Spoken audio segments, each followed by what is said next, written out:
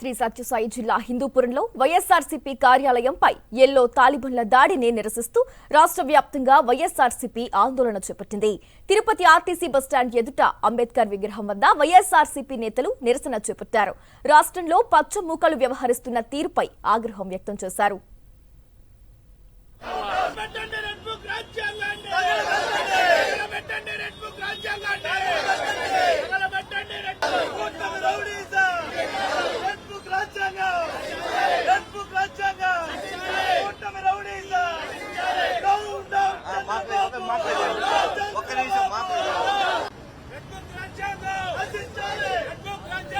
ఇంకెన్నాళ్లు red book రాజ్యాంగ పాలన చేస్తారంటూ ఆగ్రహం వ్యక్తం చేశారు. దీనిపై మరింత సమాచారం మా ప్రతినిధి మూర్తి అందిస్తారు.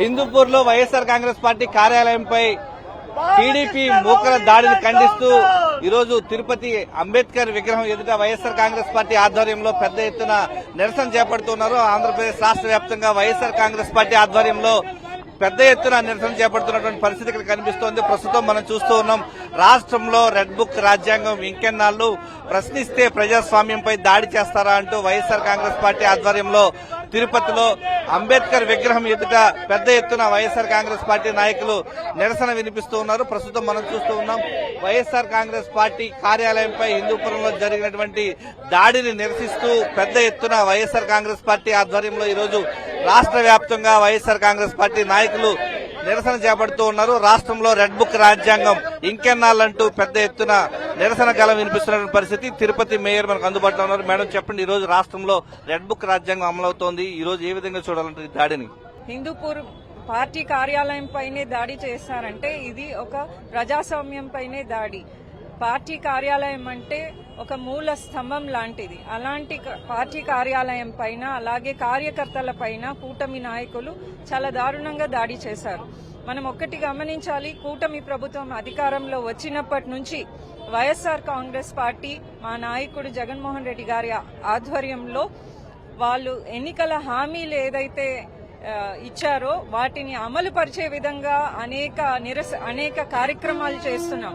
అది అమలయ్యేటట్టు చేస్తున్నటువంటి కార్యక్రమాలకు వైఎస్ఆర్ కాంగ్రెస్ పార్టీ నాయకులపైన, కార్యకర్తలపైన కేసులు పెట్టడం, వాళ్ళని అరెస్ట్ చేయడం, అనేక విధాల వాళ్ళ మనోస్థైర్యాన్ని తగ్గించే విధంగా కూటమి ప్రభుత్వం ఈ ఏడాదిన్నర పాలనలో చూస్తున్నాం. ఇది మంచి పద్ధతి కదా, ప్రజాస్వామ్యాన్ని ఇది ఒక పరాకాష్ఠగా కూనీ చేయడం అంటే ఇదే. దీన్ని బట్టి ఇప్పటికైనా పోలీస్ వ్యవస్థ ఎవరెవరు చేశారు వాళ్ళ మీద 307, ఎందుకంటే అక్కడ ఉన్న సిబ్బంది మీద దాడి చేయడం అంటే అటెంప్ట్ మర్డర్ కేసు పెట్టి వాళ్ళ మీద కేసులు పెట్టి బలాయించి గవర్నమెంట్ సత్యతని మేము ఎవరినైనా పారదర్శకంగా తీసుకుంటున్నాం అనే ప్రజలకు నిరూపించాలి. ఇలాంటి రౌడీయిజాన్ని రాష్ట్రంలో ప్రోత్సహిస్తూ వైఎస్ఆర్ కాంగ్రెస్ పార్టీని లక్ష్యంగా చేసుకుని వైఎస్ఆర్ కాంగ్రెస్ పార్టీ కార్యకర్తలను భయభ్రాంతులకు గురి చేసి తద్వారా ఆ పార్టీని నిర్వీర్యం చేయాలనేటువంటి కుట్రలో ఉన్నారు. కానీ మీరు బెదిరిస్తే భయపడేటువంటి పార్టీ వైఎస్ఆర్ కాంగ్రెస్ పార్టీ కాదు. తక్షణమే హిందూపురంలో జరిగినటువంటి దాడికి సంబంధించి కారణమైన వారిని వెంటనే అరెస్టు చేయాలని చెప్పేసి తిరుపతి వైఎస్ఆర్ కాంగ్రెస్ పార్టీ నాయకులు డిమాండ్ చేస్తూ ఉన్నారు. కెమెరామెన్ ఎల్లయ్యతో విజయమూర్తి, సాక్షి టీవీ, తిరుపతి నుంచి.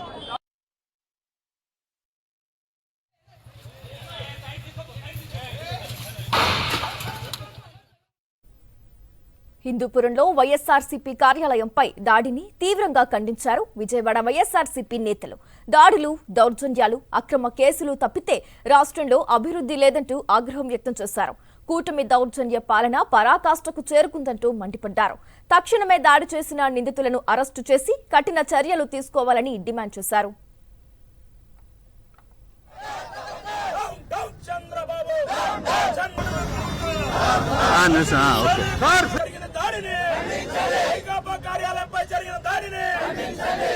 ఒక పక్క అరెస్టులు, ఒక పక్క దొంగ కేసులు, ఒక పక్క దాడులు, ఒక పక్క హత్యలు, ఒక పక్క రౌడీజ్యాలు.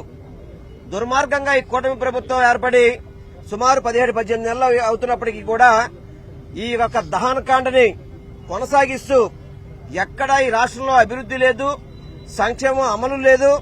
కేవలం రౌడీయిజానికి బ్రాండ్ అంబాసిడర్ గా ఆంధ్రప్రదేశ్ రాష్ట్రాన్ని తీర్చిదిద్దే విధంగా కూటమి నాయకులందరూ కూడా పనిచేస్తున్నారు. ఎంత దుర్మార్గం అండి, ఒక పార్టీ కార్యాలయానికి రక్షణ లేకపోవడం అంటే ఎంత దుర్మార్గంగా ఈ యొక్క పరిపాలన ఉందో మనం అర్థం చేసుకోవాల్సిన అవసరం ఉంది.